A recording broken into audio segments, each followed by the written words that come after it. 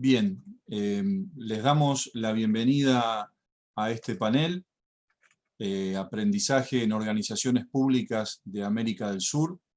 Mi nombre es Mariano Boyero, mi cargo actual es el de desempeñarme como subsecretario de Empleo Público de la Nación, de la República Argentina, y me toca darles la bienvenida a mis colegas, a Paulo Renato de Sousa, a Rubén, que no tengo tu apellido, Rubén, y nos está faltando Diego Andrés Chávez Rodríguez y Regina Pacheco, que esperamos que se sumen en el transcurso de los siguientes minutos. Estos van a ser los expositores, con un tiempo de presentación de aproximadamente 20 minutos, y luego vamos a dar lugar a las preguntas por parte de los asistentes. Les pedimos que tengan la bondad de, si quieren hacer alguna consulta, lo hagan a través del chat que está habilitado en la plataforma. Así que, sin más, le damos comienzo a este panel. Así que, desde el punto de vista de las organizaciones públicas, entendemos que el conocimiento es un bien escaso en cualquier organización, porque el conocimiento es el producto de la experiencia humana, de la formación, de la historia personal, de los saberes acumulados a lo largo de un proceso laboral, de un proceso que cualquier persona transmite o transita en una organización, que le permite de alguna manera aplicar experiencias, saberes previos a información que cualquier organización produce, que se produce esa información a partir de los datos, y podríamos hacerlo al revés, podríamos establecer que a partir de los datos que cualquier organización produce, y las organizaciones públicas son especialistas en elaborar datos, cuantiosas, ingentes cantidades de información, de datos, ese dato puesto en relación con otros datos que la organización produce o que producen otras organizaciones, o que puesto en relación con los objetivos de gestión de una organización, ese dato se transforma en información. Esa información per se, por su propio peso, no tendría mayor valor más que arrojar algún tipo de cuestión o poder dar luz sobre alguna cuestión, pero no se transforma en conocimiento. Para que el conocimiento exista, tiene que haber la aplicación de la experiencia humana, transitar por el camino de la elaboración por parte del ser humano de esta información que las organizaciones, y sobre todo las organizaciones públicas, producen, elaboran. Por lo tanto, el conocimiento escaso no puede ser producto, al menos hasta ahora, solamente de la tecnología o de las redes informáticas o de las TICs aplicadas, y por lo tanto, para la gestión del conocimiento, el papel del humano es fundamental. El actor más importante que vamos a encontrar en la organización, y sobre todo en las organizaciones públicas, es el elemento humano. En ese sentido, entendemos que sirve, la verdad es que es interesante plantear esto, porque hasta ahora siempre los procesos de reforma del Estado, los procesos de actualización, los procesos de modernización han hecho hincapié en los sistemas de gestión, en los sistemas administrativos, en la tecnología y en el procesamiento de datos. Desde mi punto de vista, y desde el gobierno que yo represento, entendemos que los procesos tecnológicos, bienvenidos sean. Hay un factor preponderante en el uso de la tecnología, pero esto debe estar orientado a cuestiones como el manejo de la Big Data, ¿sí? O de poder procesar mediante la tecnología o mediante los sistemas de información esta ingente cantidad de datos que las organizaciones públicas producen. El desafío es que esta tecnología, que este procesamiento de datos a nosotros nos sirva para poder construir y elaborar conocimiento. Y la verdad es que esta situación que estamos atravesando, que hace que nosotros estemos, Paulo en una ventana de un chat y yo desde otra, y estemos compartiendo con ustedes este momento y no de modo presencial, esta situación de pandemia que hemos atravesado en mi país, en la República Argentina, en una situación de aislamiento desde el 18 de marzo, y ahora estamos en lo que se llama la DISPO, distancia social preventiva y obligatoria, que hace que muchas de las organizaciones de la administración pública estén trabajando de modo remoto. Desde el punto de vista de la gestión del conocimiento, bienvenido sea esta situación, porque lo que pone sobre el tapete y lo que lleva a la discusión es qué papel le damos al conocimiento, a la capitalización de la experiencia y fundamentalmente al aprendizaje, luego de estas situaciones que nos han planteado sin precedentes y esta crisis que ha atravesado a todas las administraciones públicas, pienso yo, del mundo entero. En el caso de nuestro país, en una situación en donde el teletrabajo era una forma de prestar servicios o de poder dedicarse al trabajo diario que no estaba contemplado en la administración pública argentina, no estaba regulado en la administración pública argentina, y de hecho para el sector público y para la administración pública no hay una normativa específica. Es decir, la situación de aislamiento, la situación de pandemia, el coronavirus, lo que ha llevado a la administración pública de mi país es a una situación inédita, sin precedentes, que ha hecho que todos estemos trabajando desde los hogares. Ahora, para capitalizar esto, o para dar algunos indicadores que me parece que son interesantes, esta situación de pandemia lo que ha requerido a todo el sector, entiendo yo desde mi país, y creo que esto debe haber sido transversal a todos los países, no ha sido ni tecnología, no ha sido cuestiones normativas del teletrabajo, si bien hay una cuestión, por supuesto, de sustento jurídico que hay que acompañar a los procesos de producción y de elaboración y de prestación de servicios por parte del Estado hacia la ciudadanía, sino que la demanda más importante son las herramientas de videoconferencia o de producción conjunta de conocimiento. Es decir, estas herramientas que nos permiten a nosotros vernos, interactuar, dialogar y compartir a distancia.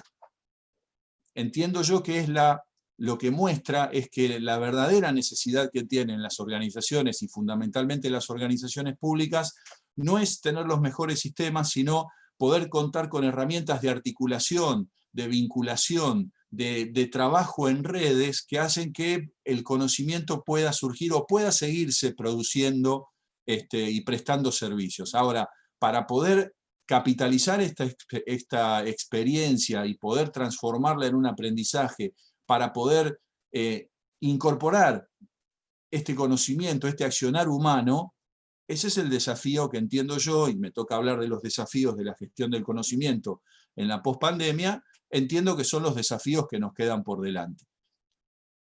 El desafío que tenemos fundamental es cómo podemos capitalizar esta experiencia. Habida cuenta que esta experiencia ha tergiversado, ha trastocado, ha torcido, ha cambiado reglas de juego, reglas de poder, ha hecho que las personas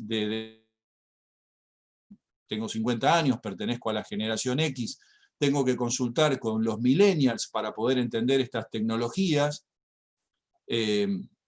cambian las relaciones etarias. En el caso de mi país nos ha pasado que cambian los horarios de trabajo, porque muchos de los trabajadores y muchos de los agentes públicos estatales desde sus hogares han tenido que privilegiar el uso de computadoras para sus hijos, que están cursando también la escuela de modo virtual y de modo remoto, y se cambian los horarios de trabajo, es decir, se cambian las rutinas, se cambian las prácticas.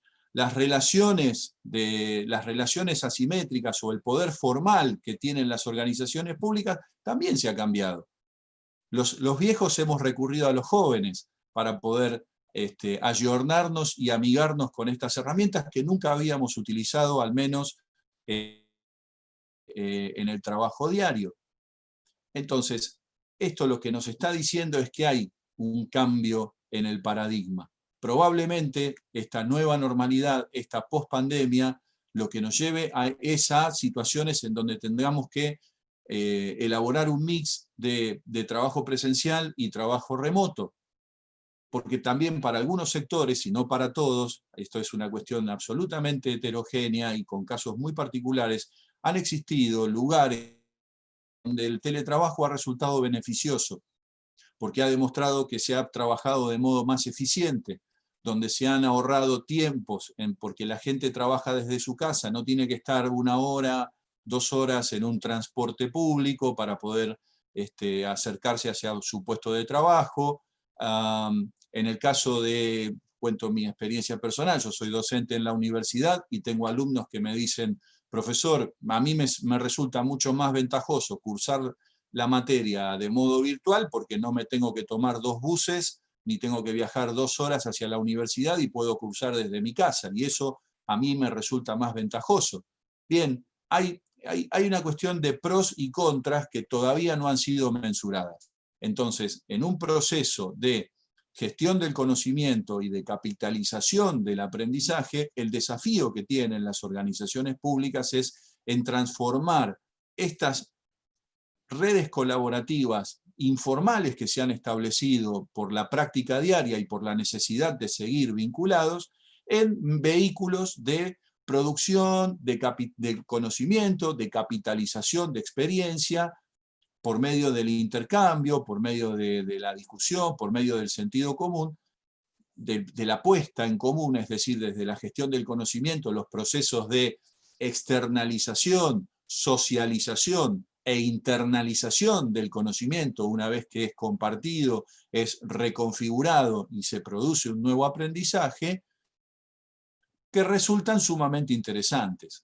Entiendo yo, desde el punto de vista de la República Argentina, no hay una experiencia documentada de esto, estamos dando los primeros pasos, estamos haciendo los primeros estudios, hemos hecho una encuesta para el sector público nacional argentino, basado en una muestra muy pequeña del Sistema Nacional de Empleo Público, o SINEP, que tiene 17.800 casos, donde los agentes en el mes de abril han dado respuesta de qué les ha sucedido en la situación de aislamiento y cómo les ha impactado desde el punto de vista de su trabajo personal, desde la vinculación con sus compañeros, desde la vinculación con los coordinadores, con los líderes de equipo, y también aquellas personas que tienen la responsabilidad de conducir equipos de trabajo, también han dado cuenta en el mes de abril, a 30 y pico de días, casi 40 días de aislamiento,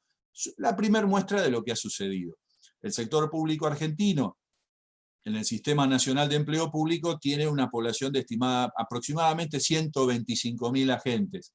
Les hemos dado una muestra, entendemos que es del 10%, un poquitito más, no es tal vez la más representativa, pero ahora hemos hecho una alianza estratégica con el Instituto Nacional de Estadísticas y Censos que nos va a permitir, con un spread mucho mayor, tomar una muestra mucho más significativa y mucho más robusta de lo que es la experiencia, pero ya no solamente dentro del Sistema Nacional de Empleo Público, sino del sector público. Vamos a tomar organismos centralizados, organismos de la administración pública descentralizados, y algunos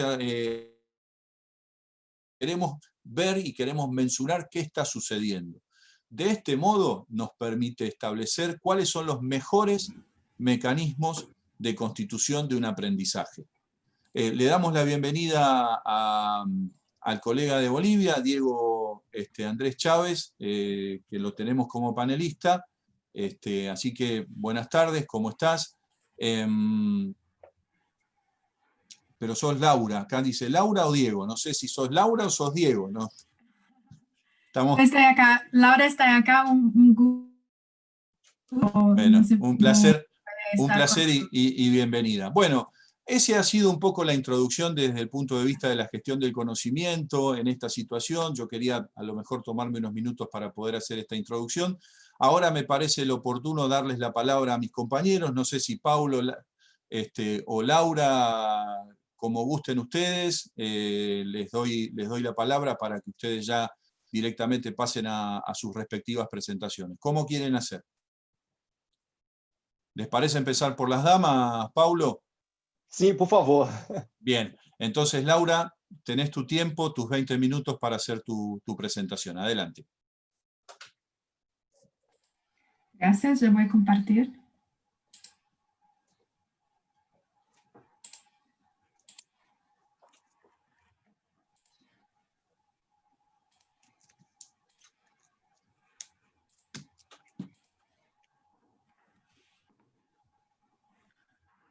Miren la tela, la ventaja ahora.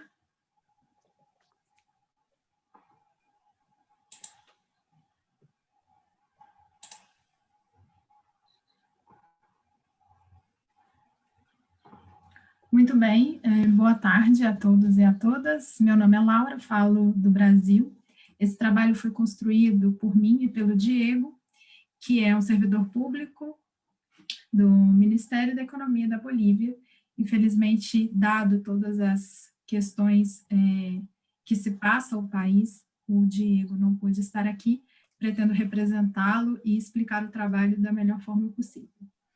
O nosso trabalho, o nome dele, né, Administração da Justiça em Perspectiva Sul-Americana, aprendendo desde a visão boliviana, é um trabalho construído desde 2018, no qual a gente busca compreender como a justiça dentro da Bolívia consegue conversar com a nova Constituição boliviana. Eu vou explicar isso adiante. Bom, o primeiro fato que é importante mencionar é que a população estimada na Bolívia é cerca de 10 milhões de habitantes e 60% desses habitantes se classificam como indígenas. Porém, é importante ressaltar que o indígena, sob a perspectiva boliviana, ele não possui as mesmas características do ponto de vista sociológico e antropológico que alguns países vizinhos à Bolívia. E, nesse sentido, em 2009, uma Constituição foi promulgada no país, que é a Constituição Política do Estado de Bolívia, no qual o Estado se coloca como plurinacional, ou seja, é um Estado que, além do seu poder central, dos estados e das regiões e também das alcadias, né, dos nossos municípios aqui no Brasil, correspondente aos municípios, você possui também as autonomias indígenas originário-campesinas. Essas autonomias indígenas, elas reforçam a existência desses povos originários, desses povos indígenas, que inclusive se apresentam como pré-colonização. Além disso, do ponto de vista institucional legal, foi promulgada também a Lei Marco das Autonomias, que é uma lei que, de fato, vai fazer todo um arcabouço jurídico específico para esta população. Essa foto, inclusive, é uma foto que a gente tirou durante o processo desse trabalho e é uma das cholas, né, um grupo específico boliviano que vive em algumas cidades da Bolívia e que tem trajes específicos, rituais específicos, e é sobre esse grupo que a gente está falando. E a gente vai falar sobre justiça e sobre autonomias indígenas originário-campesinas. Esse conceito indígena originário-campesino, ele é compreendido na literatura boliviana como um conceito indivisível. Ou seja, eu não posso tratar o indígena de forma separada daquele que se coloca como originário ou que se coloca como campesino. Isso porque são povos, né, são nações dentro da Bolívia, cuja sua existência, e eu disse anteriormente, é anterior à própria colônia. Porém, do ponto de vista prático, o que a gente tem são indígenas, que não se consideram originários e nem campesinos, originários, povos originários, ou seja, que dão a origem à Bolívia, né, ao território boliviano com a sua cultura e sua tradição, que não se classificam como indígenas e também não se classificam como campesinos, e também os campesinos que não se classificam como indígenas ou originários. Daí começam algumas tensões dentro da sociedade, dentro do poder e da administração pública boliviana, que é uma administração ocidentalizada, né, possui todo o aparato burocrático e a gestão administrativa e a gestão pública, sob a perspectiva ocidentalizada, que precisa lidar com este tipo de conceito que foi, inclusive, colocado na Constituição. Então, para a gente falar de plurinacionalidade, falar de povos indígenas, originários e campesinos, 3 fatores precisam acontecer ao mesmo tempo. O primeiro deles é a chamada democracia comunitária. O segundo, a jurisdição indígena, originária e campesina. E o terceiro, a autonomia indígena, originária e campesina.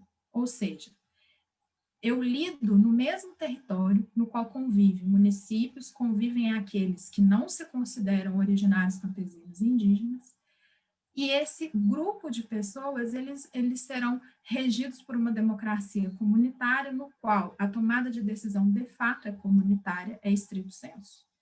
E não há necessariamente uma divisão de poderes como conhecemos, necessariamente, né, fazendo um paralelo com o Brasil, entre câmaras legislativas, do ponto de vista dos municípios, assembleias legislativas, do ponto de vista dos estados, e também nosso Congresso Nacional com Câmara e Senado no Poder Federal.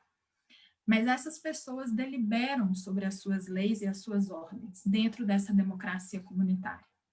Tudo isso vai estar inserido nessa jurisdição, e esta jurisdição ela vai ser específica para cada autonomia indígena, originário e campesina. Se na Bolívia temos mais de 80 línguas, então, proporcionalmente, poderíamos ter cerca de mais de 80 autonomias indígenas, originárias e campesinas. O grande desafio, do ponto de vista da gestão pública, é atribuir à administração todos esses fatores ao mesmo tempo, e garantindo esta autonomia, porque quanto mais o poder central absorve a autonomia, maior controle ele vai querer ter sobre ela. É um movimento normal, é um movimento de normas e condutas que a gente reconhece dentro da gestão pública. Para fazer esse trabalho, a gente buscou entender a consolidação das autonomias indígenas e também os seus funcionamentos, né, como governo autônomo. Foram feitas algumas visitas, né, e a gente entende esse trabalho como um trabalho de caráter exploratório. Por quê? A partir de 2009, com a nova Constituição, que entende a Bolívia como plurinacional, um Estado plurinacional, e a partir de 2010, que percebe que a legislação ela dá autonomia para esse grupo, né, para os originários campesinos, é um tempo curto de institucionalização até o momento atual. Então, a gente ainda classifica o trabalho de cunho exploratório, que não torna menos importante, muito pelo contrário. É na medida que se explora, né, quais são as devidas conduções e os devidos processos e os desafios que a administração pública recebe a partir desse novo modelo, é que se ganha experiência, né? Temos vivido isso aí na prática, inclusive, que é a exploração de saídas para a Covid-19, por exemplo. Essas visitas foram feitas nos 4 governos autônomos indígenas originários campesinos que existem, e é importante ressaltar que esses governos não necessariamente estão próximos a La Paz, Oruro, Santa Cruz de la Sierra, são espaços distantes de grandes cidades, o que torna também o processo de formalização dessas autonomias difícil, sob a perspectiva de distância, sob a perspectiva de translados e modais que na Bolívia são bem distintos do que os brasileiros. Dito tudo isso sobre a autonomia indígena, o que a gente pode dizer sobre a justiça boliviana? De acordo com um documento que se chama Lineamientos Estratégicos para a Transformação do Sistema de Justiça em Bolívia, a gente conseguiu mapear a descrição da justiça que existe dentro do país. Ela não é muito distante do que a gente conhece em outros lugares.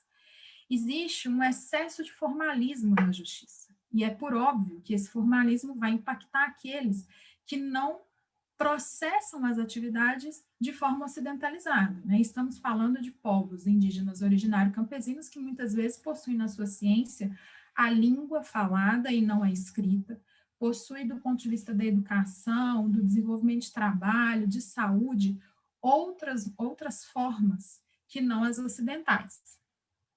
É possível encontrar traços de corrupção, e aqui corrupção entendido como de fato, né, o uso exclusivo desse poder para conseguir algum tipo de influência, a ausência da independência judicial. A Bolívia, ela possui um processo de justiça que caminha até a União, no qual, no momento em que não é possível deliberar sobre um problema, sob a perspectiva da justiça, isso vai ao poder central, e é o poder central que toma essa decisão, que tende a tomar uma decisão do ponto de vista ocidentalizado da justiça. Existe também na Bolívia alguns problemas de cunho tecnológico de infraestrutura, déficit organizacional, no qual, na medida que algumas legislações conseguem avançar junto com a sociedade, outras permanecem, você cria sobreposições dentro da administração pública e você vai criando nós críticos dentro desse processo. Um exemplo, eu já havia mencionado a quantidade de línguas oficiais que a Bolívia possui, e é necessário que o servidor público tenha conhecimento de pelo menos 3 dessas línguas oficiais. Nós reconhecemos a importância de você fazer a manutenção e a constante, né, garantir a sustentabilidade desses povos indígenas e da transmissão isso via oralidade, mas isso também gera um desafio enorme para a administração pública e para a justiça, que de fato só reconhece o espanhol como língua oficial. Existe também algumas dificuldades do ponto de vista, né, de orçamento de recursos humanos, que acaba enfraquecendo, ora, a autonomia indígena, ora, o próprio poder central e a sua justiça. Apesar disso, na nossa pesquisa, a gente encontrou alguns pontos positivos, sob a perspectiva mais qualitativa, né? Quando um grupo, né, se formaliza como governo autônomo, ele se formaliza frente ao Estado e ele passa a ter um reconhecimento social e político que é muito importante. Esse grupo, ele foi marginalizado durante muito tempo, infelizmente, e agora ele tem um reconhecimento político no qual ele também recebe orçamento por ser um governo autônomo, e esse orçamento não compete com os municípios. Do ponto de vista social, isso é super importante, porque são pessoas que, de fato, querem garantir as suas crenças, garantir a sua cultura, num espaço no qual é necessário conviver com a metrópole, com a cidade, com ferramentas ocidentalizadas. Até então, é possível e foi observado que, de fato, se convive bem. Como eu disse, né, o apoio estatal começa por meio da distribuição de recursos, isso é muito importante, não só recursos orçamentários, mas também conseguimos observar um movimento favorável do Ministério para entregar para esses governos autônomos infraestruturas do ponto de vista de computadores, de mobiliário, porque são pessoas que precisaram se adequar também à gestão pública.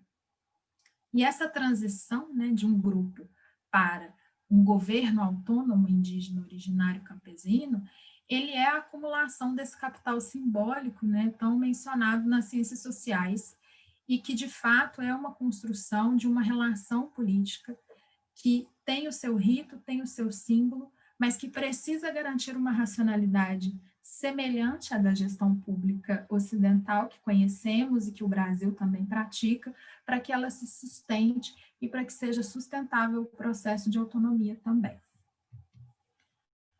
Quais são os pontos negativos desse processo? Nós notamos que o diálogo entre o indígena, o originário campesino e a gestão pública ainda carece de melhorias. A gestão pública ela é lenta para alcançar esses grupos originários, lenta para entender as demandas que eles precisam e cobram deles situações no qual se gera um grande paradoxo na Bolívia, né? E nós aqui neste trabalho, a gente intitulou de autonomia tutelada. O que é isso? Aqui eu trouxe 2 exemplos sobre essa autonomia tutelada. Infelizmente, a justiça solicita a um grupo que quer se tornar autônomo um certificado de ancestralidade, o que é no nível do absurdo, porque, infelizmente, as certificações por si só não dizem muita coisa. E é complicado questionar aquele que se quer ver autônomo, e ele pode trazer um certificado de ancestralidade quaisquer, do qual a gente não tem a capacidade de fazer a devida análise, né, e acurácia desse certificado, porque Portanto, a gente entende, enquanto pesquisadores, de que esse certificado ele faz parte de um processo de checklist que não necessariamente traz retorno para esse grupo. E também é necessário criar um estatuto. Já o estatuto, ele já cria um certo retorno para esse grupo, porque, dado que você quer ser um governo autônomo, você precisa ter este estatuto para reger as suas condutas. Mas, mais uma vez, como mencionei anteriormente, nem todo grupo indígena originário campesino detém o conhecimento da língua espanhola, detém o conhecimento da escrita, e ele tende a manter todo o seu histórico e seu posicionamento através da fala, o que torna isso extremamente complicado, e existe já grupos que acessam outros estatutos e os replicam de forma automática. Então, é um pouco, né, no mínimo, estranho do ponto de vista de quem está fazendo a gestão pública e que sabe que aquele grupo ele não tem o domínio da fala, porém tem o domínio da escrita, e esse questionamento não vai adiante. Também não há soluções dadas, não há um caminho do meio ou um plano B para aqueles grupos que querem se tornar autônomos e não dominam a língua escrita. Do ponto de vista da justiça, o Tribunal Constitucional Plurinacional, né, ele tende a seguir uma lógica, né, como eu mencionei anteriormente também, da justiça unitária, ou seja, os problemas que o país leva para a justiça recaem sobre este Tribunal Constitucional Plurinacional e trata as autonomias como municípios, as autonomias, as instituições ainda não as reconhecem como as autonomias que são, e que deveriam ter seu regimento próprio, uma justiça própria. Finalizando, eu gostaria de mencionar um pouco do pluralismo jurídico, que é a nossa proposta enquanto pesquisa, e que a gente se alicerça em algumas pesquisas e em alguma literatura que já existe na Bolívia, que trata o seguinte: para reduzir o distanciamento entre a gestão pública já presente na Bolívia, a gestão pública que se quer ter na Bolívia, assumindo esses grupos, é importante que exista essa harmonia axiomática. Que é isso?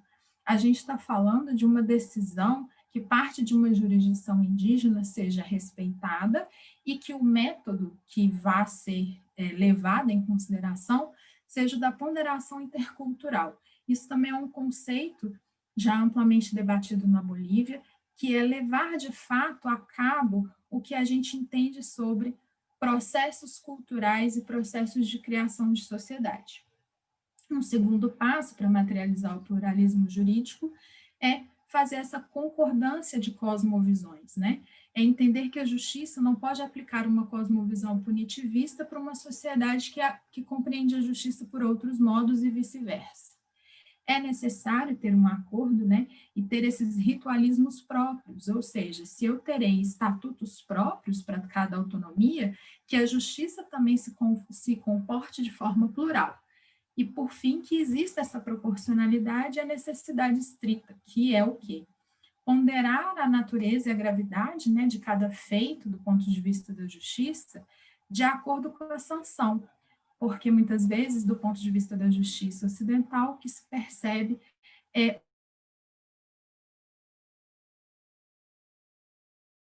sua raiz ou vice-versa. É isso, muito obrigada.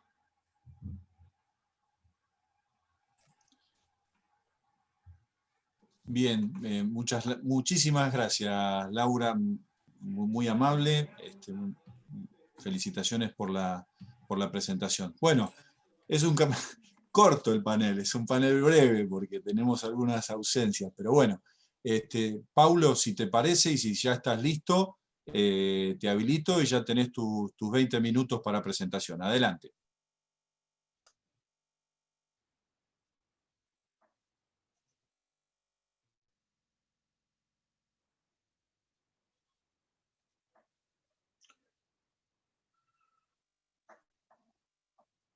Pessoal, boa tarde.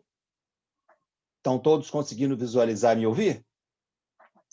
Eu sou professor da Fundação Dom Cabral e eu vou apresentar para vocês uma pesquisa que nós realizamos juntamente com o setor de gestão pública da Fundação Dom Cabral, sobre transferência, aprendizagem e inovação através da capacidade absortiva de conhecimento no governo brasileiro.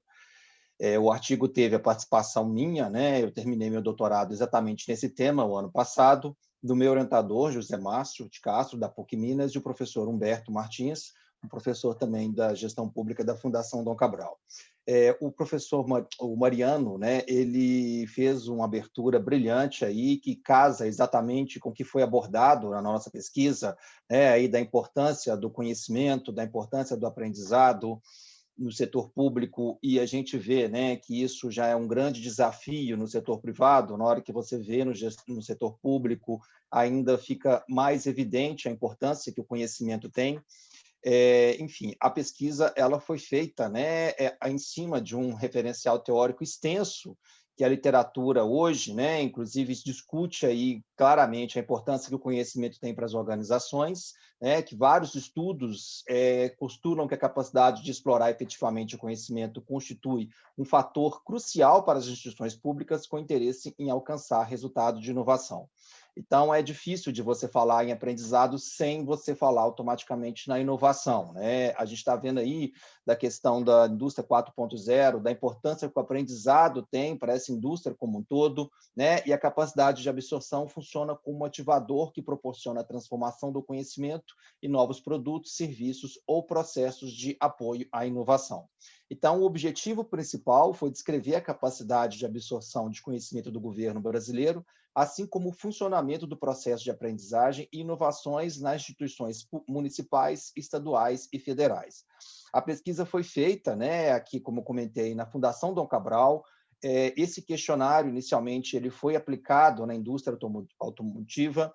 Nós tivemos um processo de validação do questionário com a participação dos professores de gestão pública da Fundação Dom Cabral. É um desafio muito grande, né? Você conseguir adaptar a uma pesquisa que foi aplicada para o setor privado para o público, mas nós conseguimos fazer isso com uma amostra, né, de respondentes, e com a ajuda dos professores que trabalham diretamente na gestão pública. O questionário foi enviado para 2.500 servidores brasileiros, né, da esfera municipal, estadual e federal, durante os meses de junho e julho de 2020, via SurveyMonkey, e nós, no final, conseguimos 697 questionários válidos.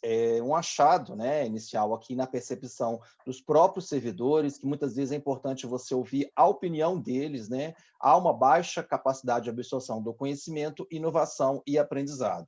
O que a gente pode ver como uma oportunidade, né? Se realmente está baixo, você consegue aí desenvolver e criar um plano para o futuro. As implicações práticas, né? Novos produtos e serviços demandam competência dos receptores do conhecimento, ou pelo menos uma nova combinação delas, o que tem papel crucial no processo de desenvolvimento de soluções integradas. Então, não há a menor dúvida, né, que as duas, né, tanto a inovação quanto o aprendizado, elas precisam andar juntas, né? Isso já é feito nessa iniciativa privada, e aí evidencia, né, claramente nessa pesquisa, na hora que você traça uma radiografia da transferência, né, de conhecimento, da aprendizagem e inovação do setor público, isso fica cada vez mais evidente. É isso que eu vou apresentar, os resultados da pesquisa, né, que contribuem para orientar esses esforços no sentido de promover o planejamento, a captação, o desenvolvimento e avaliação do conhecimento nos diferentes níveis governamentais, que são exigências para o desenvolvimento de novos produtos e serviços e são colaboráveis nos resultados da aquisição, assimilação, transformação e exploração dos novos conhecimentos. Como eu comentei, pessoal, essa pesquisa ela foi feita em cima de uma base teórica bem extensa. Hoje a gente está vendo aí a quantidade de artigos que tem exatamente sobre esse modelo que eu estou apresentando, né? Você tem inicialmente a questão da aquisição do conhecimento, que é a capacidade de uma organização identificar, obter conhecimento de parceiros externos críticos para suas operações, assim como a intensidade, velocidade e direção dos esforços dedicados a adquirir esse conhecimento. Nós temos a questão da assimilação, né, que é a habilidade de analisar, processar, entender, interpretar esse novo conhecimento adquirido de uma forma externa. E aqui, né, os dois itens que a teoria fala aqui, que são os mais importantes para acontecer a inovação, é exatamente a transformação, né, quanto uma organização ela consegue pegar esse conhecimento já existente, né, e conseguir juntar com o conhecimento que ela tem e, com certeza, gerar novos conhecimentos. E aqui, no caso da nossa pesquisa, foi exatamente o item que foi mais crítico, né? Qualquer uma das esferas aí do governo comentaram que a transformação ela é baixíssima no governo brasileiro, e a exploração, né, que é a capacidade dela de incorporar esses conhecimentos adquiridos. Então, assim, inicialmente, a aquisição e assimilação seria mais ou menos um aluno na sala de aula. Ele está simplesmente aprendendo o que o professor ensina. E a transformação, a exploração, é exatamente você utilizar esse conhecimento para você gerar novos conhecimentos. E é a partir daí que acontece a inovação. Então, aqui, a pesquisa, nós tivemos uma amostra, né, de 256 respondentes de 140 municípios brasileiros, na esfera estadual, 222 respondentes de 25 estados, e na federal, 219 respondentes de 4 estados, né, com grande concentração em Brasília, é onde que fica aí a nossa, né, a principal concentração dos respondentes aí no Brasil. E aí, aqui, alguns resultados, né? Nós separamos essa pesquisa nas 3 esferas. Na hora que você pega na esfera municipal, os grandes desafios, né, de acordo com os respondentes, é a aquisição do conhecimento, né? O governo, de acordo com os respondentes, o governo não faz investimento em P&D, parcerias com instituições de pesquisas de opinião sobre os serviços e envolvimento com a comunidade científica, assimilação, assimilação do conhecimento, né? Essa questão dos treinamentos, a transformação, política formais que facilitam transferir, compartilhar o conhecimento, rotação de cargos e compartilhamento do conhecimento, e a exploração, a transformação das necessidades e demandas dos usuários em novos processos e os serviços. Do ponto de vista, né, da inovação, os principais desafios é uma cultura de inovação, né, de acordo com os respondentes da esfera municipal, não há cultura de inovação, não há espaço de criatividade para experimentação de soluções e inovações, eventos de aprendizagem, equipes interdisciplinares e inovação em processos e serviços. Estadual também segue, né, mais ou menos a mesma linha de respostas da esfera municipal. Os respondentes tenderam a discordar, né, das perguntas que foram feitas. Então, mais uma vez, há desafios aí na aquisição do conhecimento, tá certo? Na questão do envolvimento com a comunidade científica, interações com os fornecedores, usuários e demais parceiros, a assimilação do conhecimento, né, utilização de rede social para a troca de conhecimento, a transformação, né, percepção que a instituição tem pouca capacidade para assegurar que o conhecimento relevante seja compartilhado entre diferentes unidades, rotação de cargos, políticas formais que facilitem transformar, compartilhar conhecimento, e comitês para soluções de problemas. E a exploração, baixa percepção da capacidade e aptidões necessárias para explorar a informação e os conhecimentos obtidos externamente. Do ponto de vista da inovação, primeiramente, a cultura da inovação continua sendo um desafio grande, e os espaços de criatividade para experimentação. Na hora que você vai para a esfera federal, os respondentes tenderam a concordar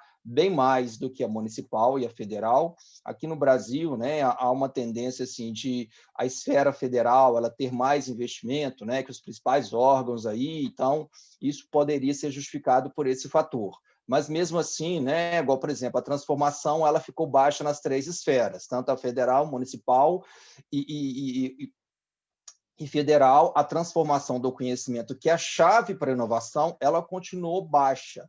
No federal, a gente vê que a questão da aquisição e da assimilação do conhecimento, essa questão dos treinamentos, do envolvimento deles com a aprendizagem foi um pouco mais alta, eles tenderam a concordar levemente, e a exploração do conhecimento também segue a mesma linha. Mas, ao mesmo tempo, a gente vê que tem um desafio grande com a valorização do aprendizado e os riscos. Muitas vezes, na iniciativa privada, as empresas elas tendem a ter mais riscos do que na iniciativa pública.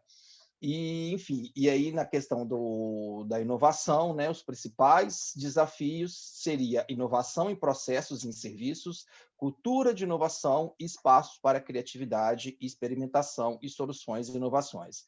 Essa pesquisa, pessoal, inicialmente a gente não fez nenhuma análise, né, para apresentar no CLAD, mas a gente vai fazer alguns cruzamentos estatísticos, algumas análises estatísticas. A pesquisa foi uma pesquisa quantitativa, tá certo? Que a gente conseguiu adaptar, o que na literatura hoje não há nenhuma discussão da forma, né, dessa radiografia que nós tentamos levantar, de como que o governo aprende, e com certeza ela pode ser explorada aí de diversas formas, né, diversos cruzamentos. Aqui algumas conclusões que nós tivemos na percepção dos servidores, né, há uma baixíssima capacidade de absorção do conhecimento, uma baixa cultura de inovação, pouco registro e armazenamento das informações para consulta futura, né? Então, se você não registra um evento que aconteceu, aquilo ali acaba se perdendo, né? A gente sabe claramente, né, que a capacidade nossa de armazenar o conhecimento, ela não pode ficar limitada simplesmente à nossa memória. Se você não registra isso, no futuro, você não tem como resgatar.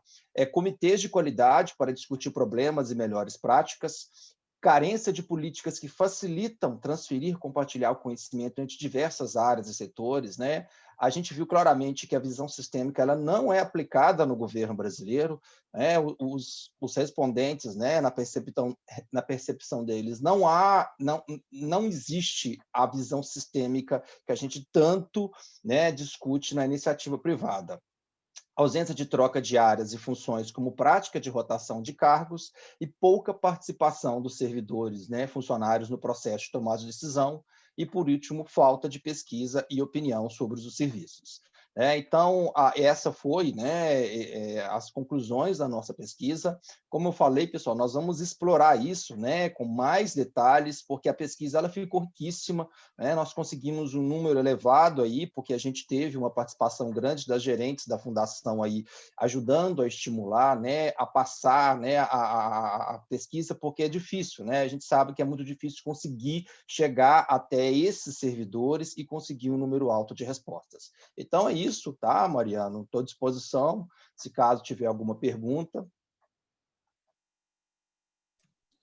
Bueno, la verdad es que un lujo, porque ninguno utilizó los 20 minutos, estuvieron perfectos, les quedaron minutos. Si les parece, estaría bueno abrir las preguntas a los participantes. Hay acá un ítem de preguntas y respuestas, que está justamente el botón que está a la izquierda de la cantidad de participantes. Tenemos en estos momentos 37 espectadores, y les habilitaríamos ya las preguntas para que puedan, estaría bueno que hagan la pregunta, y a lo mejor si va dirigida a alguno de los miembros del panel, para hacerlo más ágil.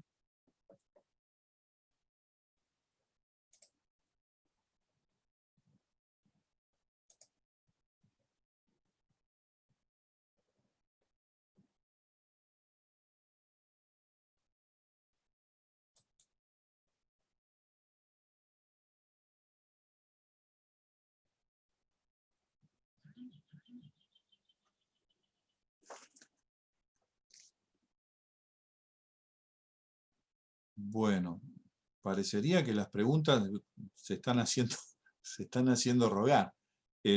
Acá tenemos una pregunta. Para Mariano Boyero, ¿qué rol juegan las burocracias en la gestión del conocimiento? Bien, la pregunta es interesante. ¿Las burocracias pueden jugar como facilitadores o como ralentizadores en la gestión del conocimiento?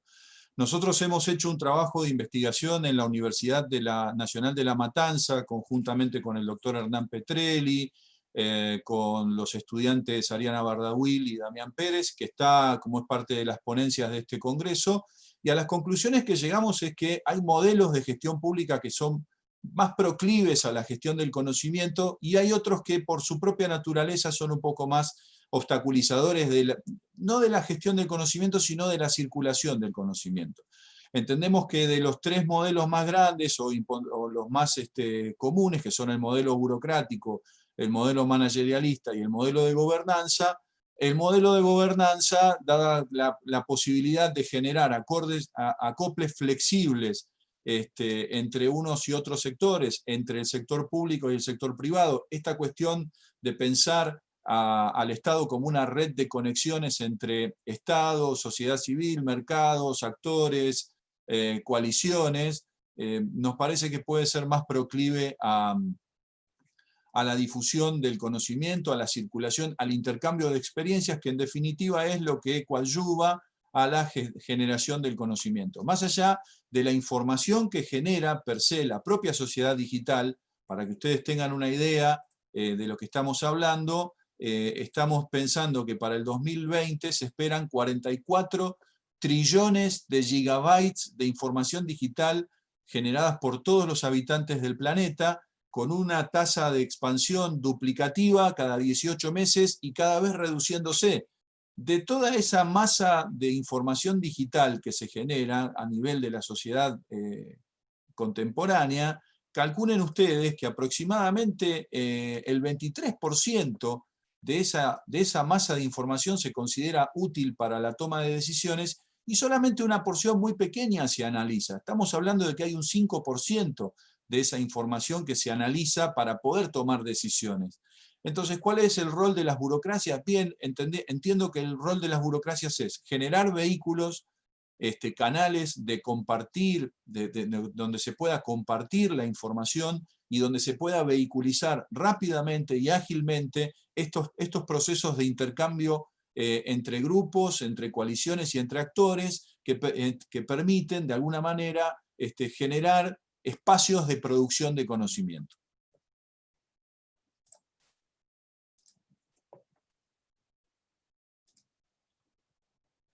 Hay una pregunta de Kevin Córdoba que dice: cordial saludo, la democracia ha trascendido a lo largo de los años. ¿Cuál es el avance de la misma en el nuevo modelo de la nueva gerencia pública con el uso de la tecnología? No sé quién de los dos lo quiere responder, si Laura o Paulo. ¿Se entendió la pregunta? Laura, Paulo. Yo creo que puedo responder ahora. Yo creo que la tecnología es importante, pero no es la única cosa que se piensa cuando habla sobre gestión de resultados, principalmente cuando estamos hablando de países sudamericanos con baja tecnología, con bajo monitoreo. Es importante hacer algo sobre la tecnología desde el punto de vista incremental también. Porque hay una necesidad de cambio de cultura. Y cuando se habla de Bolivia, por ejemplo, que es mi objeto de estudio acá, estamos hablando de una cultura ancestral y de una cultura que no envuelve tecnología, pero envuelve otras cosas que también son importantes y no menos que tecnología. Pero es importante empezar por algo y es importante comprender la mudanza de cultura para, como paso primero, a conquistar la población que no reconoce la tecnología como algo importante. Pero es importante que se queden todos conectados porque estamos hablando de un mundo globalizado, entonces no hay cómo debatir algo en la gestión pública sin considerar la tecnología, pero es necesario empezar algo como hablar, como debatir con los gestores, con la población, que se queden en estas ciudades, que se queden en países que de facto la tecnología, aunque es importante, pero es necesario hacer algo más. Gracias. Bien. Adelante. Hay una pregunta para Paulo, de Leonardo. Paulo, está en portugués, yo no manejo portugués. No sé si Paulo has podido acceder a la pregunta. No estoy consiguiendo ver. Te la cuento. ¿Cuál es la relevancia de las políticas de gestión del conocimiento para la innovación? Aprovecho para divulgar un estudio disponible sobre políticas de gestión del conocimiento en Brasil, como un documento libre, más memoria del Congreso del CLAN. La pregunta entonces es: ¿cuál es la relevancia de las políticas de gestión del conocimiento para la innovación? Ô Leonardo, as duas andam juntas, né? Então, como a gente vê o modelo, né? Até o próprio modelo do Zara e Jorge, quando você tem lá os 4 pilares da questão da absorção do conhecimento, ele acaba gerando a inovação. Então, na hora que você estimula, né, o aprendizado através da aquisição, assimilação, transformação e exploração do conhecimento, você está automaticamente gerando a inovação. Essa pesquisa já foi validada, né, para o setor público, para o setor privado. Eu validei esse modelo no meu doutorado, mas foi validado na Mercedes-Benz, e agora o desafio, né, foi a gente transformar esse modelo da iniciativa privada para o setor público. E na hora que você ouve os próprios servidores, né, que trabalham diretamente no governo, você vê que isso é crítico. Então, assim, não tem como você não falar da gestão do conhecimento, da aprendizagem e da inovação. Isso tudo tem que andar junto, assim como a visão sistêmica, né, prega que na organização, né, não é uma soma de partes, mas são partes interconectadas e que colaboram para que tudo aconteça. Então, na hora que você pega no setor público, você vê que isso fica cada vez mais latente, porque na percepção deles, né, de acordo com a nossa pesquisa, tudo que a gente fala de absorção do conhecimento deu uma escala baixa, tá certo? Então, eu creio, né, que o desafio seja exatamente você conseguir, né, replicar esse modelo que já é clássico na iniciativa privada para o setor público. É claro que depende muito aí da iniciativa, do desejo dos governantes de colocar isso em ação, mas o caminho, né, a ideia da pesquisa foi traçar essa radiografia para demonstrar de forma, né, científica que o modelo é válido y que puede ser aplicado en la iniciativa pública. Esto ha sido propio de la propia gestión del conocimiento, es la cuestión de cómo lo extraordinario y la incertidumbre y las cosas que van surgiendo así. Buenas tardes, Regina, bienvenida. Al final pudiste conectarte, qué gusto tenerte con nosotros. Y son las 5 menos 1 minuto, disponemos de 30 minutos más, así que si están de acuerdo mis compañeros de panel, le podemos dar la palabra a Regina para que haga su exposición. Podemos seguir contestando preguntas luego, pero le damos los 20 minutos a Regina para... Esto es algo absolutamente insólito, porque rompemos todos los protocolos, se nos quemaron todos los papeles, decimos en Argentina. Así que, Regina, bienvenida, y te damos tus 20 minutos para que hagas tu presentación. Adelante. Buenas, Mariano, muchas gracias. Hola a todos los que están en el panel. Yo tengo que decir que estoy muy enfadada de que eso tenga sido así, ¿no? Que no he podido contactarme antes por problemas de tecnología. Yo estaba acá, pero no conseguí entrar. Pero no pretendo usar los 20 minutos. Me siento como un extraterrestre, ¿no? Porque no sé de qué hablaron, no sé de lo que ya dijeron, entonces ni puedo entrar en el debate, pero tengo unas cosas que me gustaría decir en el tema de cómo aprenden las organizaciones públicas, ¿no? En primer lugar, yo creo que el link organización está muy poco enfatizado en los debates, en las visiones sobre lo que es necesario cambiar en el sector público, ¿no? Porque el énfasis siempre viene sobre la constitución de cuerpos permanentes, ¿no? Como lo más importante. Yo creo que este ha sido el tema, viene siendo el tema número 1 en los países en desarrollo, en los países que no tienen una burocracia consolidada, yo podría decir en América Latina y otros países, ¿no? Muchas voces insisten que esto es el punto central para hacer progresar los avances en el sector público. Bueno, yo creo que sigo en portuñol, si está bien, si me comprenden así. Bueno, entonces, me parece que este es un punto focal muy importante, porque Si hablamos de mejora de desempeño en el sector público, no son solo las personas que cuentan. Las organizaciones tienen una importancia fundamental.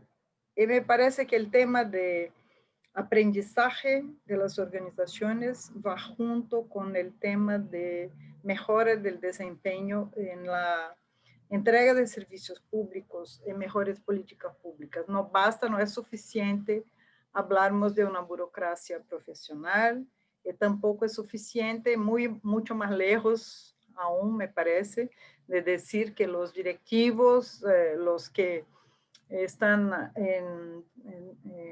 por arriba de estas organizaciones deberían ser funcionarios públicos. No, no me parece que eso va a llevar a una mejora de desempeño de por sí, ¿no? Como que por condiciones suficientes.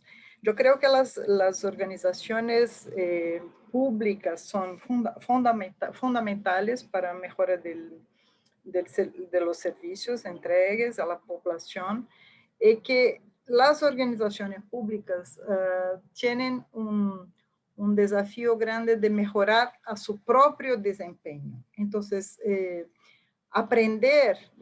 las organizaciones públicas aprenden mirando a sí propias, ¿no? En su trayectoria de desempeño, pero también mirando a los pares, a otras organizaciones congéneres, ¿no?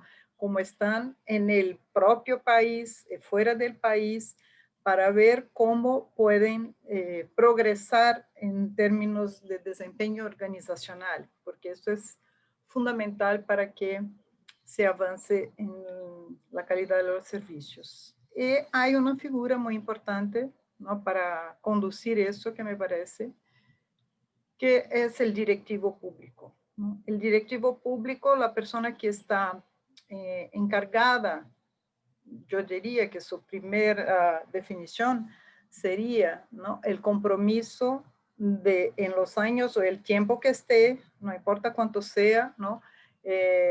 A cargo de una organización pública, tiene que esforzarse muchísimo por elevar el desempeño de la organización pública. Si a cada directivo le tocaba un compromiso de esta manera, creo que la idea sería tener una curva ascendente de desempeño de las organizaciones públicas, ¿no? Y que podrían entonces mejorar de hecho su desempeño. Entonces creo que el rol del directivo es muy, muy importante, ¿no? Que promueva este aprendizaje organizacional para que se eleve el desempeño. Vuelvo a decir, creo que los puntos centrales en esta tarea sea de comparar a sí misma, ¿no? La organización a sí misma, su historia, su desempeño pasado, proyectar el futuro, tener muy claro los retos, los objetivos, lo que se quiere entregar, poner, ¿no? A un nivel más alto que el anterior, y también mirar a lo que hacen otras organizaciones congéneres en el mundo, las mejores del mundo, para compararse, para aprender con ellas y para evoluir. Entonces, creo que esa es la idea central. No quiero hablar más porque me interesa enterarme de lo que están diciendo acá, pero esos puntos me parecen que están por veces olvidados en el debate, ¿no? Porque el debate tiende a promover solo el tema de la burocracia, de los cuerpos permanentes. Yo creo que esto no es suficiente. Tenemos que hablar de organizaciones públicas y de su compromiso de mejora constante, progresiva, siempre, ¿no? Y que la persona que puede promover eso con más claridad y con más fuerza, promover el aprendizaje interno a la organización para que alcance niveles más altos de desempeño, es el directivo o la mujer directivo pública que pueda encargarse de esta tarea. Entonces, esas ideas que me gustaría poner, no sé si calen como un meteoro fuera de todo lo que decían, pero estoy aquí para escuchar un poco más y me disculpo una vez más por el retraso horrible. No, ningún inconveniente. Hay dos preguntas que están acá en el chat que me parece que tienen que ver con lo que vamos. Esto es, la verdad, para mí es una oportunidad inmensa de ver. La tecnología puede jugarnos a favor y en contra, y del hecho de que Regina se sumara más tarde, sin embargo, a pesar de sumarse más tarde, está absolutamente en sintonía con lo que venimos diciendo nosotros anteriormente. Es decir, hay una construcción de un sentido común, y me parece que las organizaciones van por ese lado, por la construcción de sentidos, ¿no? Hay dos preguntas que yo quiero hacer al panel para que una está dirigida a Paulo y a mí, pero quisiera que la responda Paulo. ¿Cómo conseguiremos aprovechar esta ventana de oportunidades que la pandemia nos ofrece, considerando experiencia y vivencia online o el incremento de la innovación, bien como responsabilidad de la administración pública en este contexto? Y Regina, ya que te sumaste, te tiro esta pregunta para que la vayas pensando. En la opinión de ustedes, ¿cómo los gobiernos pueden o deben prepararse para lidiar con la infotoxicidad, o sea, la intoxicación de información, y con la rotación de liderazgos para transformar todos estos trillones de datos que se producen en conocimiento, aprendizaje y maduración de las políticas públicas? Si les parece, le damos la palabra a Paulo para que responda esa pregunta, así Regina va pensando su respuesta. Ô Mariano, eu acredito que a pandemia ela acabou acelerando um pouco, né? A gente já tem aí alguns resultados que o home office foi muito mais produtivo, né? E o governo economizou milhões aí de reais, principalmente aqui no Brasil, com a questão do home office. Então, assim, a gente tem, né, daqui para frente uma nova estrutura, talvez ela não seja 100% online, mas um modelo híbrido, né, que combine tanto aí a questão da pessoa poder trabalhar da sua casa, mas a questão que hoje em dia, né, se você pegar aquela matriz da questão da capacidade de absorção, você vê claramente, né, que o aprendizado se aplica no setor público, tá certo? Porque muitas vezes, né, aquelas ferramentas elas vão ajudar a complementar a aprendizagem e automaticamente a gerar a inovação. Né? Então, assim, a forma como o setor público observa o que está acontecendo na pandemia, que eu creio que vai ditar os próximos passos aí de como é que vai acontecer a inovação. Né? A gente pode ver o copo meio cheio ou meio vazio. Eu prefiro sempre ver ele, né, meio cheio, mas acontece que aí vai depender muito do governo que está lá, de ver esse momento que nós estamos passando agora como uma oportunidade de aprendizagem. E eu não tenho a menor sombra de dúvidas que daqui para frente isso tudo vai gerar mais conhecimento e automaticamente mais inovação. Eu não sei se a Regina, né, ela está mais ou menos construído, mas é mais ou menos, Mariana, o discurso que você estava no início apresentando. Eu acho que a sua experiência ela ilustra bem isso, né? Eu acho que tudo na nossa vida ela é um aprendizado, e na hora que você vê essa discussão teórica, você vê que ela casa perfeitamente com o momento que nós estamos vivendo, de criar mais e mais conhecimento, né? É claro que muitas vezes nós temos aí que filtrar, né? Hoje em dia você tem uma quantidade enorme de informações, mas, né, os gestores eles precisam de saber utilizar aquela informação para uma tomada de decisão eficiente.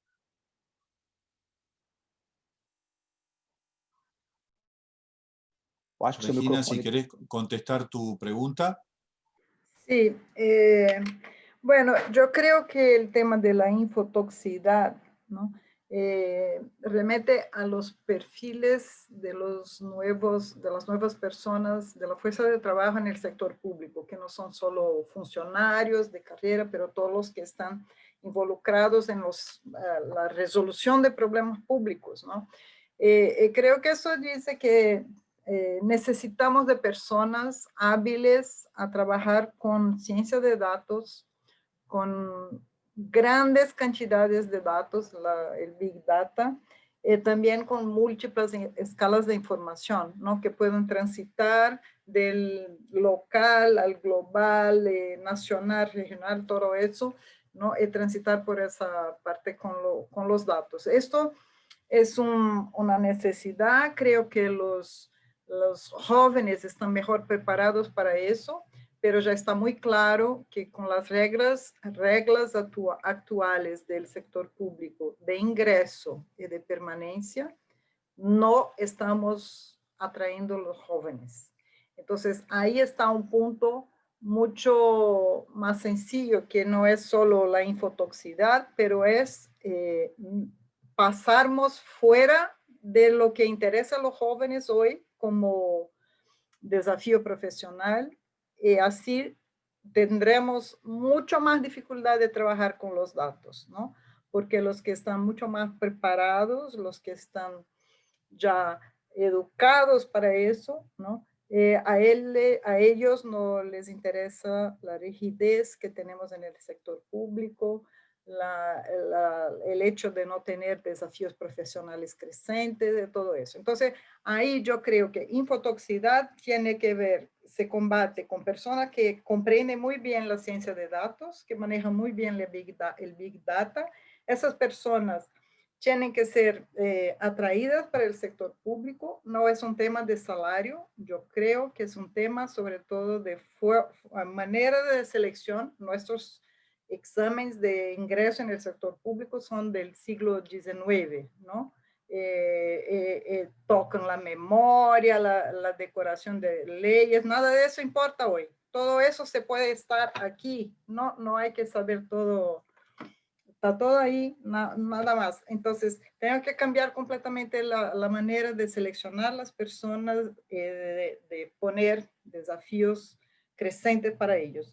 La rotación de directivos, que también hace parte de la pregunta, no me parece que sea, bueno, lo que me parece más importante que permanezcan es la manera con que lleguen a los puestos, ¿no? Y la manera es, me parece, tener conciencia, tener muy claro los desafíos del puesto. Entonces, definir muy con claridad y previamente de qué se trata el puesto de directivo que uno va a asumir, para saber los desafíos, para analizarse si está realmente preparado para eso, ¿no? Y que venga otro o otra, pero también con el mismo proceso, ¿no? Eso no tenemos el hábito de hacer en el sector público en América Latina, con excepciones como el Chile, que hace el documento muy claro de definición del puesto de directivo, ¿no? Entonces creo que esto también es motivo de una rotación mayor. La rotación no ocurre simplemente por cambio de ministro o por cambio de acuerdos políticos en el gobierno. La rotación también ocurre porque la gente no sabe de qué se trata. Llega al puesto de directivo sin saber cuáles son los desafíos, cuáles son los compromisos que tiene que asumir. Entonces creo que clarificar mucho más los desafíos pueda disminuir incluso la rotación, ¿no? Que vengan personas que se encuentren preparadas para los desafíos. Bien, bien, muchas gracias por la respuesta, Regina. No estoy viendo alguna otra pregunta por el, perdón, por el chat, ni por las preguntas y respuestas del sistema, pero me atrevo en mi rol de coordinador de este panel de tirar una pregunta para que un poco la pensemos a modo como empezando a despedirnos en este panel, tanto para Paulo, para Regina o para Laura. Hay una cuestión que me parece que está transversal a todo esto, que tiene que ver con una relación entre la construcción de una cultura de la innovación, que es un poco lo que Paulo estaba planteando, las cuestiones de los liderazgos, las rotaciones de los liderazgos y de ciertos acuerdos a nivel de coaliciones para poder construir algún sentido más allá de la cuestión de los gobiernos, es decir, políticas de Estado, y el trabajo en el sentido de la innovación y la construcción del aprendizaje con un elemento que es bastante poco trabajado en las administraciones públicas, que es el error. La cuestión del error. Es decir, para poder innovar uno tiene que correr riesgos, y uno de los riesgos es equivocarse y cometer errores, a veces más groseros que otros, ¿no? Parece que como que las administraciones públicas y en las políticas públicas son perfectas y jamás se equivocan. Entonces, me gustaría, a modo de empezar a ir transitando el cuarto final de este panel, ofrecerles a ustedes o proponerles que podamos reflexionar juntos, el que quiera, Laura está, pero está sin video. Esta relación entre cultura, rotaciones, coaliciones, políticas de Estado y el trabajo con el error, como parte de los procesos de aprendizaje organizacional.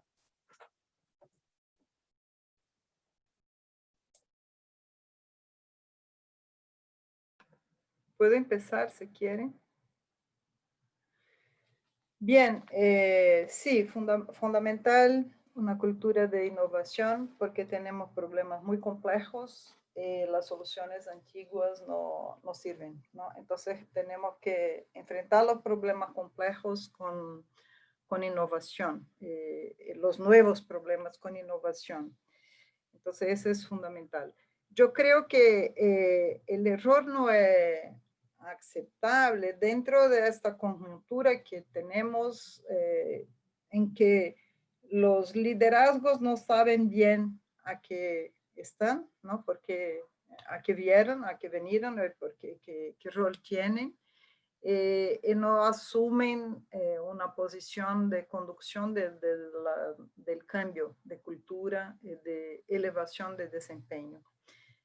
Creo que esto, el ejemplo es muy importante para crear la cultura de innovación y creo que eso se puede hacer en cada organización. No es necesario una reforma general de toda la administración pública, ¿no?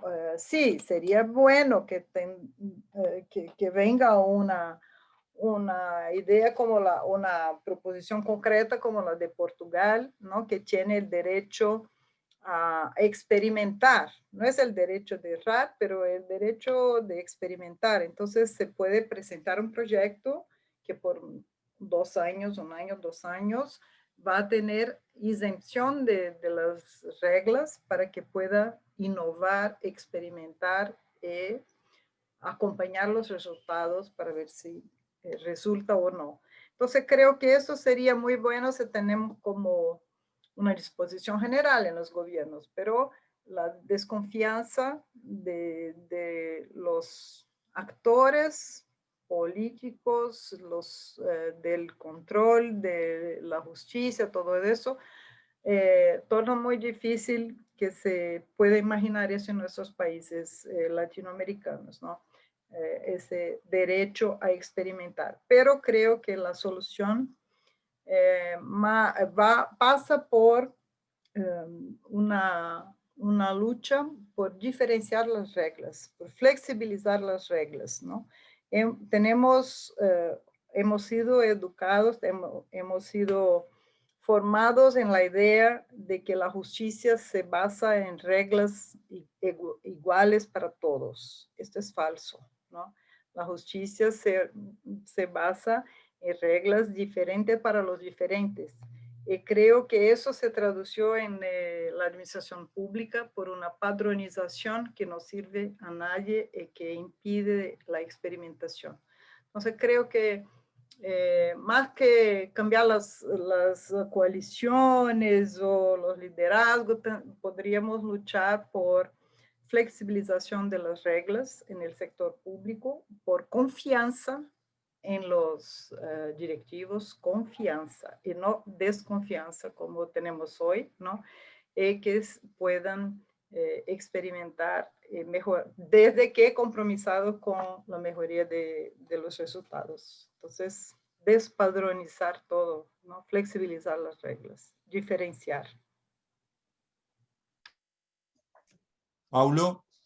Mariano, é interessante essa sua pergunta, porque quando a gente fala da questão da transformação do conhecimento, né, que essa habilidade de combinar o conhecimento existente internamente com novos conhecimentos, esse, de acordo com a nossa pesquisa, é o principal gargalo do governo brasileiro.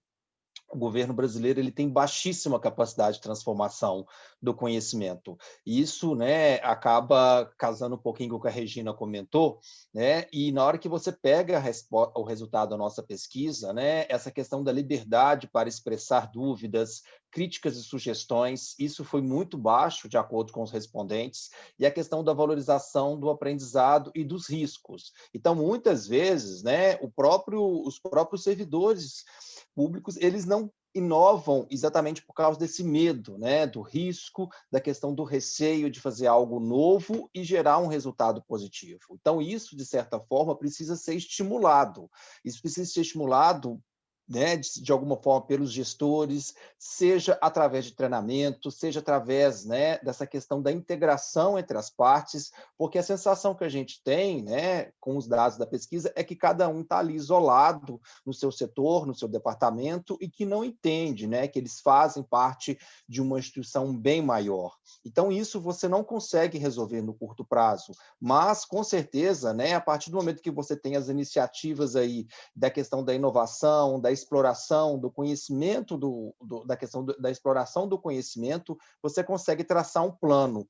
Muitas vezes, né, o que falta mesmo é um planejamento de como é que esse conhecimento vai se transformar em inovação aí nos servidores. É claro que a iniciativa privada ela tem bem mais investimento nessa área, e eu acho que, né, a iniciativa pública poderia buscar inspiração no setor privado, porque é exatamente o gargalo que nós estamos vendo.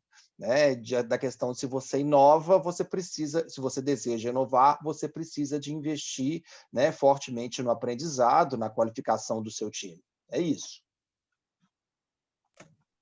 Muchísimas gracias, Paulo. No sé si Laura estás allí, nosotros no te vemos en video, pero sé que estás conectada, así que si querés hacer alguna respuesta sobre esta pregunta, adelante.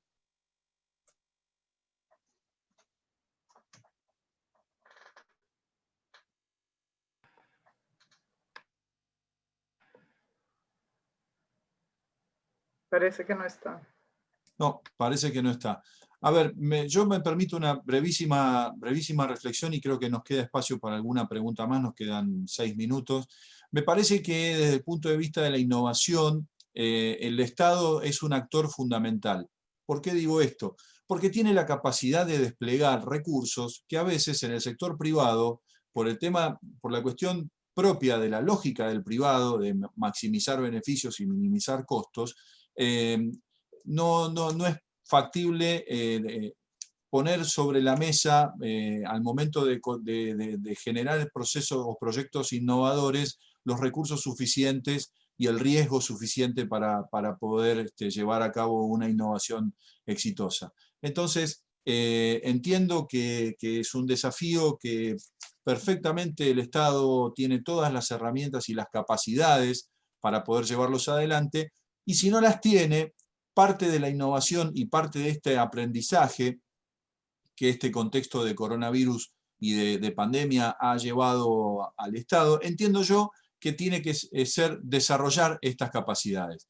Así que bueno, Laura, bienvenida nuevamente. No sé si querés contestar a la pregunta, adelante. Eu sinto muito pela conexão, não está muito bem acá. Eu só agora consegui continuar fazendo parte desta charla. ¿Pudiste escuchar la pregunta? No. Te cuento. Lo que estábamos conversando recién es si vos podés hacer alguna breve síntesis sobre esta cuestión de la innovación, los procesos de innovación, la construcción de una cultura de la innovación, pero fundamentalmente el trabajo con lo que es el aprendizaje y el error, ¿no? Si encontrás alguna relación entre el trabajo de las organizaciones públicas con su gestión del conocimiento en términos de la construcción de cultura, la cuestión de las coaliciones, los liderazgos o los gobiernos en el término de políticas de gobierno o políticas de Estado, y esta cuestión de poder trabajar con algunos proyectos de riesgo o de error inclusive. Perfecto. Gran pregunta. El primer punto que creo ser importante acá es comprender que cuando estamos hablando de innovación, estamos hablando de algo exponencial que viene de una sola vez. Eso se faz... ¿Están consiguiendo oírme? ¿Todos están parados? Perfecto. Por ser una curva exponencial, el aprendizaje es algo muy importante de se capturar rápido. Pero, infelizmente, cuando estamos hablando de proyectos acá en Brasil, como la captación de innovación. Es difícil porque hay una sociedad que se innova, pero las leyes, la gestión en sí, ainda se queda muy lenta, muy cerca del siglo XVIII. Entonces, es importante comprender dónde están los movimientos favorables. Yo creo que el Poder Ejecutivo acá en Brasil tiene algunos movimientos favorables, pero el Poder Judiciario no es tan accesible así para la innovación. Hay un proceso de uso de criterios antiguos en Poder Judiciario y hoy estoy delante de un proyecto, por ejemplo, que intenta justamente pensar el error que se fue en pasado, el tamaño de justicia brasileña y cómo se puede utilizar la innovación de design thinking, de machine learning y cosas así para consumir todos los datos, toda infoxicidad, como se dice en la pregunta, para que los robots nos ayuden, la máquina nos ayude a medir la justicia más temprano, porque hay un gap entre la capacidad que nosotros tenemos, como el señor mismo se pronunció en el inicio de nuestra charla sobre el tamaño de giga de informaciones, de 1% solamente se consume en el judiciario, se pierde muchas informaciones en proceso de justicia.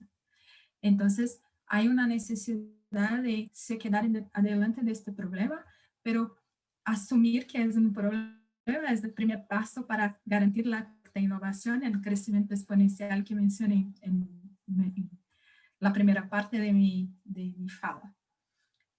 Como error, tenemos la cultura ainda, que se queda como un desafío constante, porque hay en la justicia, en el Poder Judiciario brasileño, personas que ainda no, a ellas nos interesa entender el gran problema que están adelante. Justicia, estamos hablando de crímenes, estamos hablando de la policía, estamos hablando de la sociedad como un todo, y muchas veces me deparo con personas que se dicen, no, acá está mi proceso, yo no voy a hacer más nada, solo voy a mirar este papel que está acá en mi mesa. Y yo no estoy hablando sobre cómo usted hace su trabajo solo, pero cómo está hablando su trabajo como un todo, cuál es el impacto. Entonces, eso es algo que es difícil de mensurar y difícil de garantir un resultado en cortísimo plazo, pero en largo plazo, yo creo que todas las cuestiones que mencioné, el aprendizaje exponencial, machine learning, la capacidad de absorber más datos como información y la mudanza que es necesaria porque estamos todos acá en casa y precisamos continuar haciendo nuestros trabajos. Entonces es importante que esta capacidad de absorber continúe, la capacidad de investigar y de mencionar los problemas como algo que es asumir nuestra humildad adelante de los problemas para corregirlos es importante. Adelante, gracias. Bien, muchas gracias. Última pregunta y ya estamos en tiempo, son las 5:30 de la tarde en Argentina, entiendo que son las 20:30 allá en Portugal. Tenemos un espacio para responder los tres en 10 segundos a la siguiente pregunta. Dice, ¿nuestros líderes públicos están preparados para los avances que imponen? ¿Qué recomendaciones sugieren? Eso da para hacer un congreso entero del CLAD, pero bueno, si nos animamos a las respuestas, adelante.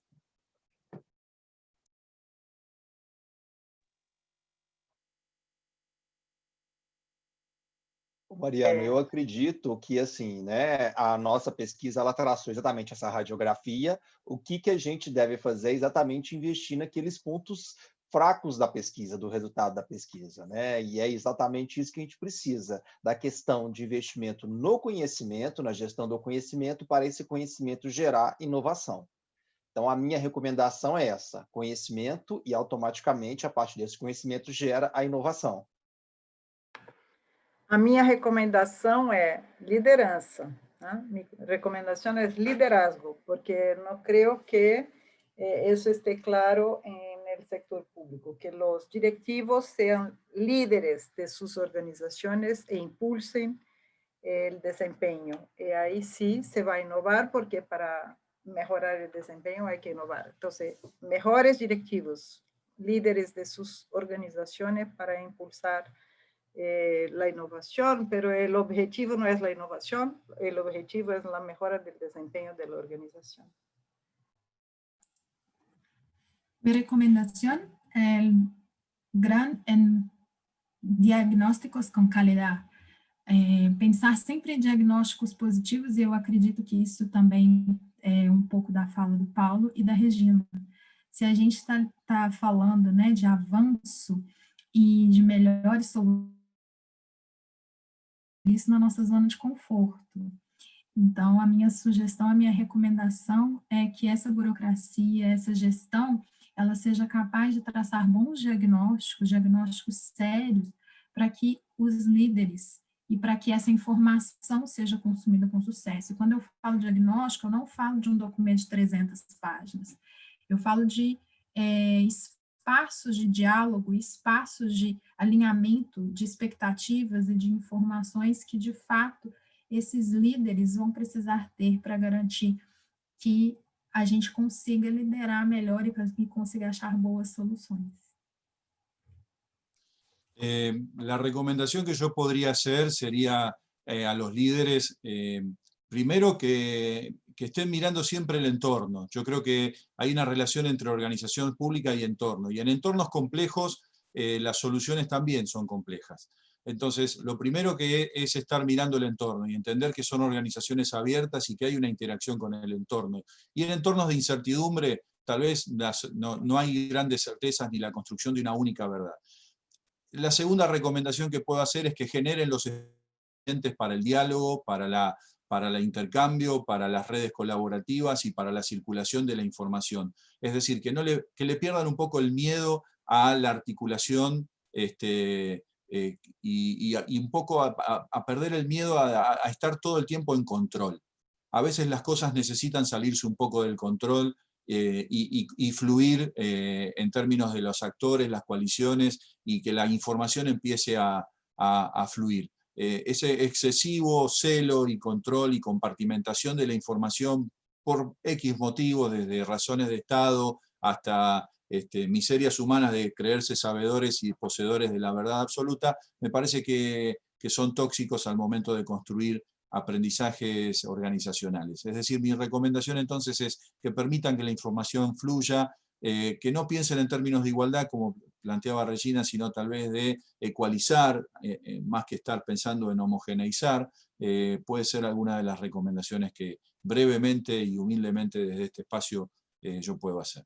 Nada, desde mi rol de presentador de este panel, comentarles que ha sido mi primera experiencia en el CLAD y como coordinador de un panel, así que agradecerles a todos y a todas la participación, agradecerle a mis compañeros Regina, Laura, Paulo, la generosidad de su tiempo y el conocimiento que han compartido, a los asistentes a este panel agradecerles la participación y las preguntas que han sido sumamente ricas y enriquecedoras, a los organizadores de este congreso, y bueno, despedirlos y seguramente en alguna otra instancia nos estaremos encontrando. Ha sido un verdadero placer, y buenas tardes o buenas noches para todas y para todos.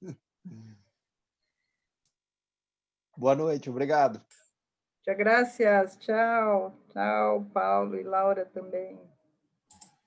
Gracias. Ei, Regina.